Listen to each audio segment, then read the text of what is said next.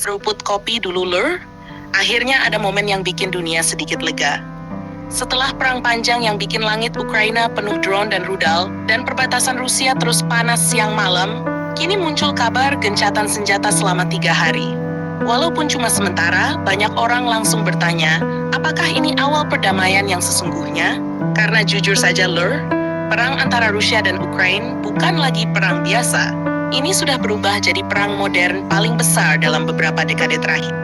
Perang yang bukan cuma menguras peluru dan rudal, tapi juga menguras ekonomi, tenaga manusia, bahkan mental seluruh dunia.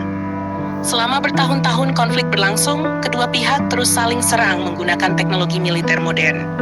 Rusia mengandalkan rudal jelajah, drone kamikaze, artileri jarak jauh, dan serangan udara besar-besaran.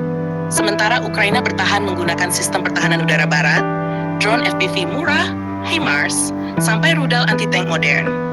Dan uniknya, Lur, perang ini mengubah cara dunia melihat peperangan modern. Dulu orang berpikir tank mahal dan jet tempur canggih adalah penentu kemenangan. Tapi di Ukraina, drone murah justru jadi monster baru medan perang. Kendaraan lapis baja miliaran rupiah bisa dihancurkan drone kecil yang harganya jauh lebih murah.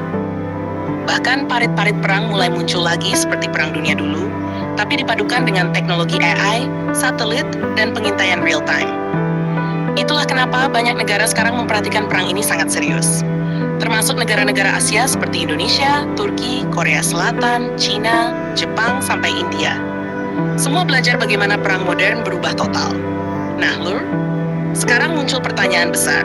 Kenapa tiba-tiba Rusia dan Ukraina mau gencatan senjata walaupun hanya 3 hari? Jawabannya sebenarnya cukup kompleks. Yang pertama, tentu faktor kelelahan perang. Bayangkan saja, perang berlangsung sangat lama dengan intensitas tinggi. Produksi amunisi terus dipacu siang malam. Drone diproduksi ribuan unit. Pertahanan udara ditembakkan terus-menerus. Biaya perang naik luar biasa besar.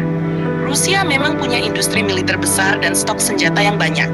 Mereka terus memproduksi rudal seperti Kaliber, Iskander, sampai drone Shahed yang dipakai menyerang berbagai wilayah Ukraina. Bahkan pabrik militer Rusia sekarang bekerja jauh lebih keras dibanding sebelum perang. Tapi Ukraina juga terus bertahan dengan bantuan negara-negara barat.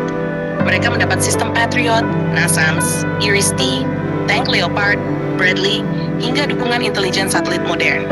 Artinya kedua pihak sama-sama kuat bertahan, tapi juga sama-sama lelah. Yang kedua adalah tekanan ekonomi global. Perang ini bikin harga energi dunia sempat naik gila-gilaan. Eropa panik soal gas, harga gandum melonjak, jalur perdagangan terganggu. Bahkan beberapa negara berkembang ikut terkena dampaknya karena harga pangan naik. Jadi ketika ada tanda-tanda gencatan senjata, dunia langsung memperhatikannya. Karena dampaknya bukan cuma ke Rusia atau Ukraina, tapi ke ekonomi global. Yang ketiga adalah faktor politik. Di dalam negeri masing-masing negara, perang panjang pasti menciptakan tekanan. Masyarakat mulai bertanya kapan konflik selesai. Biaya militer makin besar. Kebutuhan domestik juga harus tetap dipenuhi. Makanya gencatan senjata kadang bukan cuma soal kemanusiaan, tapi juga strategi politik dan militer. Dan menariknya, Lur, di tengah perang besar ini, industri drone justru berkembang sangat cepat. Rusia dan Ukraina sekarang seperti laboratorium perang modern. Drone FPV murah dipakai menyerang tank, kendaraan tempur, bahkan bunker. Drone laut tanpa awak dipakai menyerang kapal perang. Sistem jammer elektronik dipasang di mana-mana. Bahkan sekarang banyak negara mulai sadar. Masa depan perang bukan hanya jet tempur mahal, tapi kombinasi drone murah, AI, radar modern, dan perang elektronik. Karena itu negara-negara lain ikut berlomba memperkuat teknologi militernya. Ada yang fokus drone tempur, ada yang fokus rudal hipersonik, ada juga yang fokus pertahanan anti-drone. Dan dari semua pelajaran perang ini, satu hal paling terlihat adalah pentingnya pertahanan udara. Karena di Ukraina, langit benar-benar jadi medan perang utama. Rudal jelajah, drone kamikaze, roket artileri, semuanya datang dari udara. Maka siapa yang punya pertahanan udara kuat, dia punya peluang bertahan lebih lama. Itulah sebabnya sistem seperti Patriot, S-400, NASAMS, Iris-T, dan berbagai radar modern jadi sangat terkenal selama perang berlangsung. Lalu apakah gencatan senjata 3 hari ini bisa jadi perdamaian permanen? Nah, ini yang masih jadi tanda tanya besar. Karena sebelumnya juga pernah ada beberapa kesepakatan sementara yang akhirnya gagal. Kedua pihak masih punya tuntutan besar. Wilayah konflik masih diperebutkan, dan situasi politik internasional juga masih panas. Amerika Serikat dan NATO terus mendukung Ukraina. Sementara Rusia juga terus memperkuat aliansi dan produksi militernya. Jadi jalan menuju damai permanen masih panjang. Tapi minimal kalau benar ada jeda perang walaupun cuma sementara, itu sudah memberi kesempatan bagi warga sipil untuk bernafas, memberi ruang bantuan kemanusiaan masuk, dan mungkin membuka peluang negosiasi lebih besar. Karena perang selama apapun, ujungnya pasti meja perundingan juga. Dan dunia sekarang sebenarnya mulai takut kalau konflik ini terus melebar. Sebab kalau sampai eskalasi makin tinggi, dampaknya bisa jauh lebih besar untuk keamanan global. Itulah kenapa banyak negara berharap Rusia dan Ukraina bisa menemukan titik tengah. Karena kalau perang terus berjalan tanpa akhir, semua pihak sebenarnya rugi. Dan yang paling menarik, perang ini kemungkinan akan mengubah doktrin militer dunia untuk puluhan tahun ke depan.